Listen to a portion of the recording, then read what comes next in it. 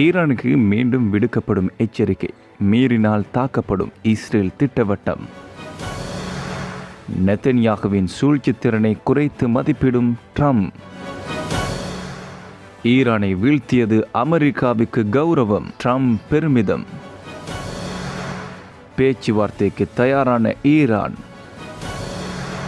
கட்டாரை அதிர வைத்த ஈரானின் தாக்குதல். 200க்கும் மேற்பட்ட பயணிகளுடன் வானில் தடுமாறிய விமானம். அமெரிக்காவை பழிதீர்க்க கட்டாரை ஈரான் தாக்கியதற்கான காரணம். ஈரான் தனது அணுசக்தி திட்டத்தை மீண்டும் உருவாக்க முயற்சித்தால் அதை அழிப்போம் என இஸ்ரேல் பிரதமர் பெஞ்சமின் நெதன்யாகு தெரிவித்துள்ளார். போர் நிறுத்த ஒப்பந்த அறிவிப்புக்கு பின்னர் நெதன்யாகு வழங்கிய முதல் நேர்காணலில் மேற்கண்டவாறு குறிப்பிட்டுள்ளார். இதன்போது அவர், நாங்கள் ஒரு வரலாற்று வெற்றியை பெற்றோம். இந்த வெற்றி தலைமுறைகளுக்கு நிலைத்திருக்கும். நாங்கள் ஒரு சிங்கம் போல எழுந்தோம். எங்கள் கர்ஜனை தெஹ்ரானை உலுக்கியது. இந்த போர் உலகின் அனைத்து படைகளிலும் பேசப்படும். அராக், நட்டான்ஸ் மற்றும் இஸ்பகானில் உள்ள முக்கியமான வசதிகளை நாங்கள் அளித்தோம். ஈரான் தனது அணுசக்தி திட்டத்தை மீண்டும் உருவாக்க முயற்சித்தால் அதை அழிப்போம். கடத்தப்பட்ட வீரர்களை திருப்பி அனுப்பிய ஹமாஸை அழிப்பதன் மூலம் ஈரானிய தீய அச்சுக்கு எதிரான பணியை நாம் முடிக்க வேண்டும். ஈரானிய அதிகாரிகளும் போரில் வெற்றியை கோரியுள்ளனர். இஸ்ரேலும் அமெரிக்காவும் ஈரானின் அணு மற்றும் ஏவுகணை திட்டங்களை அகற்றுதல் என்ற தங்கள் இலக்குகளை அடையாமல் போர் நிறுத்தத்தை கோரின என குறிப்பிட்டுள்ளார். மத்திய கிழக்கை கடந்த சில தினங்களாக அதிர வைத்த இஸ்ரேல் ஈரான் போரானது முடிவு நிலையை எட்டியுள்ளதாக அமெரிக்கா நேற்று பகிரங்க அறிவிப்பை வெளியிட்டிருந்தது. ஈரான் இஸ்ரேலுடனான 12 நாட்கள் நீடித்த இந்த மோதலுக்கு முடிவு கட்டி ஒருதலை பட்சமாக போர் நிறுத்தத்தை அறிவித்தது. இஸ்ரேலும் இதற்கு ஒப்புதல் அளித்ததாக தகவல்கள் உள்ளன. ஆனால் போர் நிறுத்த அறிவிப்புக்கு பிறகும் இஸ்ரேல் ஈரான் மீது ஏவுகணை தாக்குதல்களை தொடர்ந்ததாகவும் இது போர் நிறுத்த ஒப்பந்தத்தை மீறுவதாகவும் ஈரான் குற்றம் சாட்டியது. இங்கு அமெரிக்காவின் ஆதரவை போருக்கு பெரிதும் கோரிய இஸ்ரேல் இன்று போர் நிறுத்த அறிவிப்பின் பின்னரும் ஈரானை இலக்கு வைப்பது அவர்களின் இராஜதந்திர சூழ்ச்சிகளுள் ஒன்றாக கேள்வி எழுகிறது. இவ்வாறு நெதன்யாகுவின் இந்த தாக்குதல் திட்டம் எதனை அடிப்படையாக கொண்டது என்பது யாருக்கும் தெரியாது. ஈரானின் அணுசக்தி நிலையங்களை அழித்து போர் நிறுத்தியது எனக்கு மிகவும் பெருமையாக இருக்கின்றது என்று அமெரிக்க ஜனாதிபதி கூறியுள்ளார். இது தொடர்பில் அவர் தனது சமூக ஊடக பக்கத்தில் இட்டுள்ள பதிவில் தெரிவித்துள்ளார். குறித்த பதிவில் இஸ்ரேலும் ஈரானும் சமமான நிலைப்பாட்டில் போரை நிறுத்த விரும்பின. அனைத்து அணுசக்தி நிலையங்களையும் திறனையும் அழித்து பின்னர் போரை நிறுத்துவது எனக்கு மிகவும் பெருமையாக இருந்தது என குறிப்பிட்டுள்ளார். ஈரான் இஸ்ரேல் போர் பதற்றத்துக்கு மத்தியில் அமெரிக்கா ஈரானின் அணுசக்தி நிலையங்களை தாக்கியது.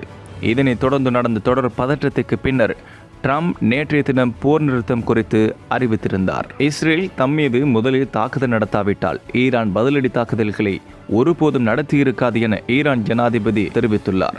ஈரான் தற்காப்பு நடவடிக்கைகளை மட்டுமே மேற்கொள்ளும் என்றும் இஸ்ரேல் முதலில் ஆக்கிரமிப்பு நடவடிக்கைகளை மேற்கொள்ளாவிட்டால் ஈரான் மோதலை தொடர்ந்திருக்காது எனவும் அவர் கூறியுள்ளார். இது ஈரானின் இராஜதந்திர மற்றும் இராணுவ நிலைப்பாட்டை பிரதிபலிக்கிறது எனவும் தெரிவித்துள்ளார். மேலும் ஈரான் பேச்சுவார்த்தை மேசைக்கு தயாராக இருப்பதாகவும் அவர் தெரிவித்துள்ளார். ஈரான் ஜனாதிபதியின் இந்த கூற்று ஈரான் தன்னை ஒரு தற்காப்பு நிலைப்பாட்டில் உள்ளதாக காட்ட முயல்கிறது என ஆய்வாளர்கள் தெரிவித்துள்ளனர். அத்தோடு இஸ்ரேலின் ஆக்கிரமிப்பு நடவடிக்கைகளே மோதலுக்கு முக்கிய காரணம் என்று வலியுறுத்துகிறது.